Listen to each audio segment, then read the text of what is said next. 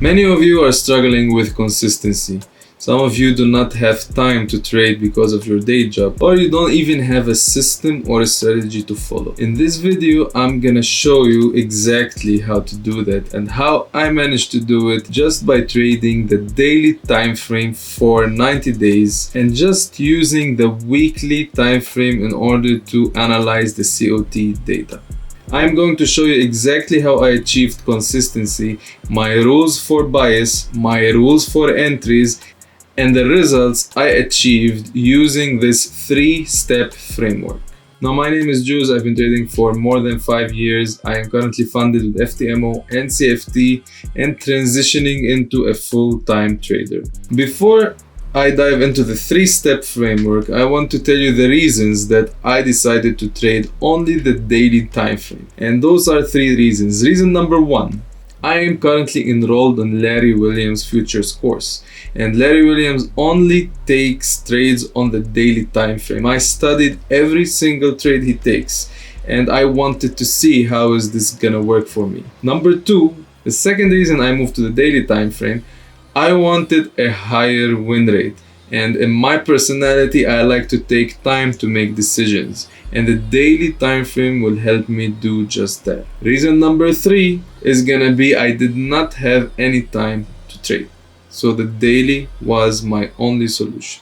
Alright, now I'm going to show you the 3-step framework from analysis to execution in under 10 minutes. So full focus here and let's get into it. Number 1, bias. This is the word that you hear every single time, but nobody tells you how to get your bias. I'm going to show you how I get my bias. My bias comes from the weekly time frame, analyzing the COT data, the seasonality, the sentiment, the valuation, the cycle forecast, those stuff that I have and that I got used to analyzing with my community every Sunday to have a bias for the whole week, sometimes for 2-3 weeks. Now, for the sake of simplicity, I'm going to take only COT as an example, and I'm going to show you a trade I took on USD JPY.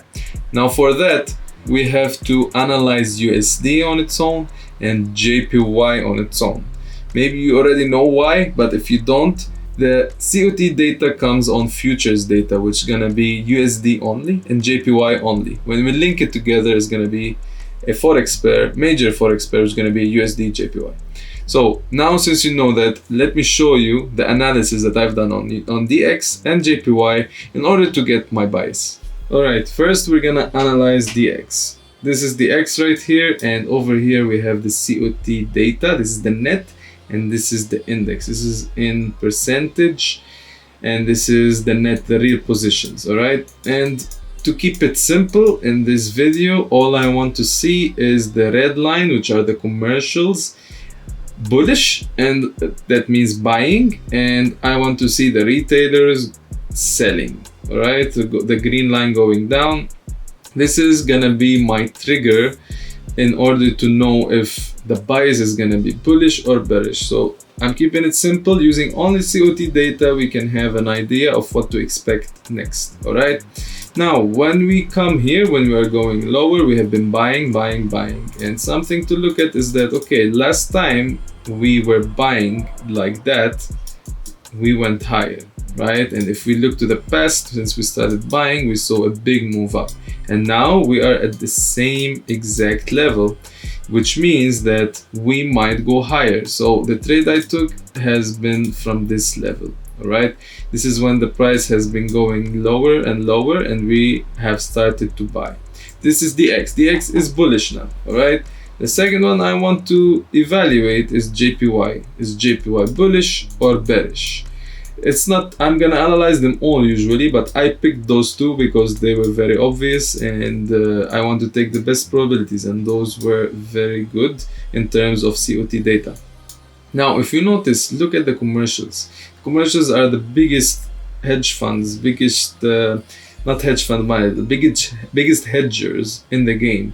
They have basically the biggest position, so we want to follow them. And as you can see, they are incredibly bearish, right? They have not been this bearish for maybe ever, if you notice, for the past maybe 20, 30 years, right? And look at the retailers, they're completely bullish and we want to do the opposite of them, okay? So now this gives me an indication that we might go lower, right?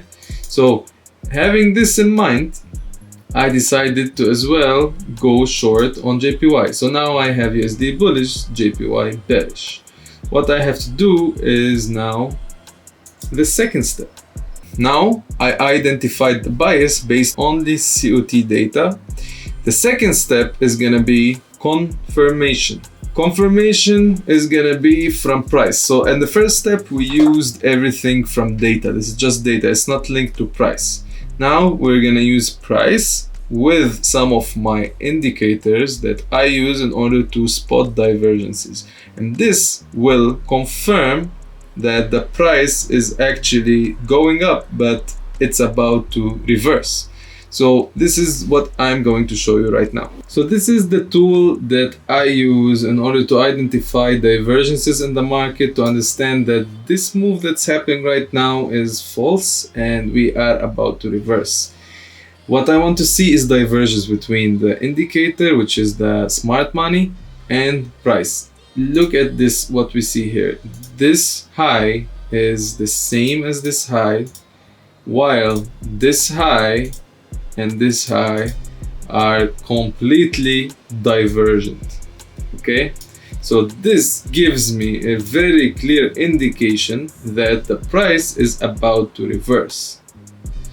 I'm going to show you now the X and the same situation we have here. If we look from this level to this level, we are barely going down. While if I look from this level to this level, we have a huge divergence.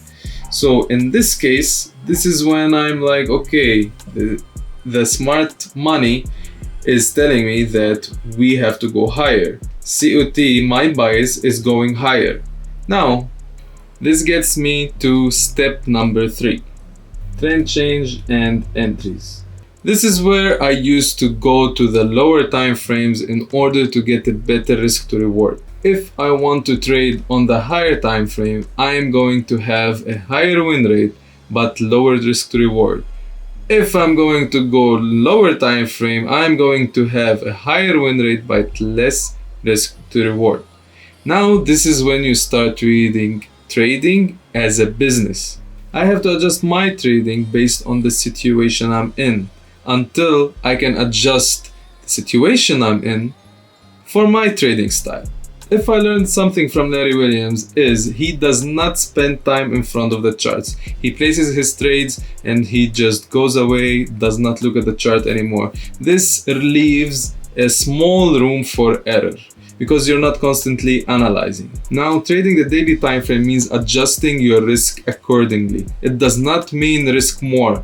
It just means that you have to lower your lot size based on your stop loss. So a fixed amount, you just lower your lot size and you will be risking the same amount you were risking at a lower time frame. And now let me show you how we are able to enter on the daily time frame and spot this trend change. It's time to go to USD JPY, which is the place where I took this trade. Alright, so by the time I took this trade, we were around this level, let's say. Alright, it was around here. Let me remove this. What happened is I'm gonna stick to the daily. I'm not gonna move to any other time frame. Alright, so what do we have is we have basically a swing low right here, swing low, and then we made here a swing low. We went higher, all right, and then we made another swing low. So it's not a swing low unless we go above it, right? And I want to see a trend change. We have been making lower swing low, lower, lower, until we made this one that is higher. Now what I want to do is spot as well a trend change, right? Because we can reject this and keep going lower. What I wanted to see is, okay, I can enter here, okay, after the break of the trend line, which I have rules for, all right? And I'm gonna target 1 to 2 risk to reward, okay? I'm gonna take 1 to 2 on the daily time frame. If we end up going higher, this will become a swing low. And over here will become a swing low that is higher. So in this case, I am right on the trade and it will go in my direction. I have a high probability it will go in my direction. While if this continued lower, then I am wrong on the trade, and that's totally fine. So what I did here is, if I'm right, I didn't wait for confirmation to go above it. I took it based on trend line break with, if we go above this high, we just made a swing low. So this gives me double confirmation that we are about to go higher. All right. So this is one way I can trade it. The second way is, after we made this swing low, we went higher. I wait until I get another swing low or inside bar and then a move higher, which is gonna be this candle right here. This is a place where I would put my trade, because I would always put like a limit order, and then I will target this consolidation right here. All right, this is another way I would enter this trade on the daily time frame based on the bias and the confirmation that we got. Now this is very simple, keeping it very simple. And now what we have is similar coming ahead, right? We just had a swing low right here, and then we had a swing low right here, which is why I am again bullish on USD JPY. We're also having a trend line entry.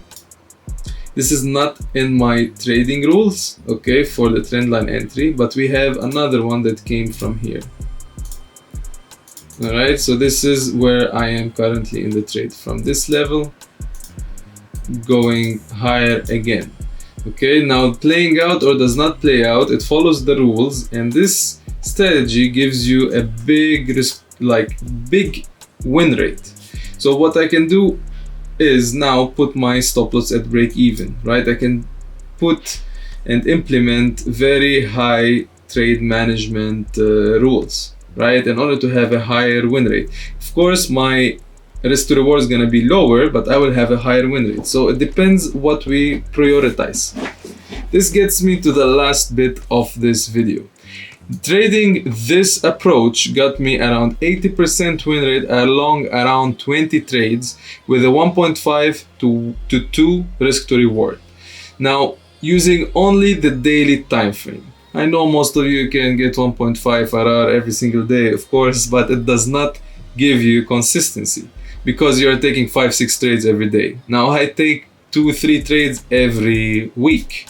Maybe less, maybe more, depending on what the market conditions are. But in this way, I can achieve consistency because I'm following set of rules, a full system with trade entry confirmation.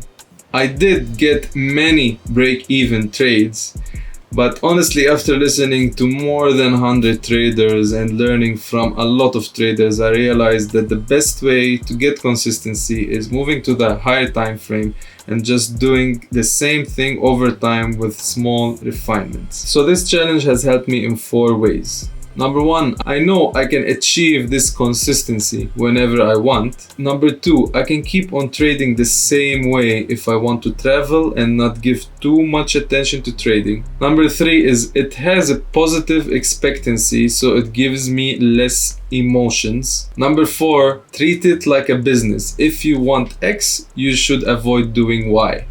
And you're not special. This Y you're gonna have to avoid. Which means if higher win rate, risk to reward, you have to do this to get that. You cannot get this without doing that, okay? X and Y, and don't think you are the smartest one in the family. No, you need to sacrifice something to get something. If you enjoyed this video, please like and subscribe. If you want to learn more, join the community down below, and I'm gonna see you on the next one.